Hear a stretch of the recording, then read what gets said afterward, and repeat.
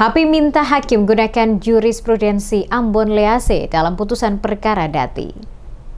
Sengketa tanah adat Dati kembali menjadi sorotan. Ketua Himpunan Advokat Pengacara Indonesia atau HAPI Maluku, Helena Patirane, meminta Majelis Hakim di Ambon menjadikan jurisprudensi Ambon Lease sebagai dasar dalam memutus perkara perdata. Helena menilai banyak perkara waris adat yang belum mempertimbangkan kedudukan anak perempuan dan anak luar kawin sebagai ahli waris.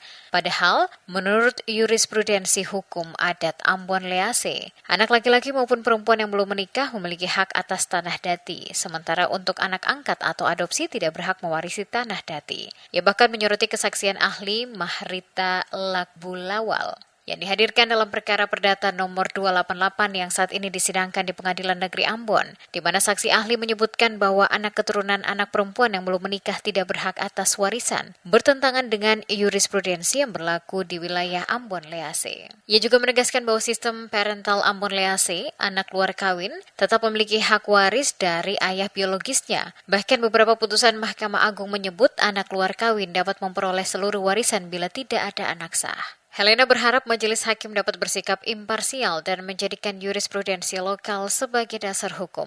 Ia menilai keadilan hanya dapat ditegakkan jika hukum dijalankan dengan nalar, naluri, dan hati nurani. Helena juga menegaskan pengakuan terhadap hak adat dan perlindungan terhadap semua ahli waris adalah bentuk nyata penegakan hukum yang berkeadilan. Dalam jurisprudens hukum Dati Ambon Lease, di situ berbicara mengenai ahli waris. Siapa yang berhak mewarisi tanah itu? Ada dua pihak yang berhak mewarisi tanah itu, yaitu dari pihak keturunan laki-laki dan dari pihak keturunan perempuan yang tidak menikah. Dari pihak keturunan laki-laki itu adalah keturunannya yang menikah sah secara aturan hukum yang berlaku di negara Republik Indonesia.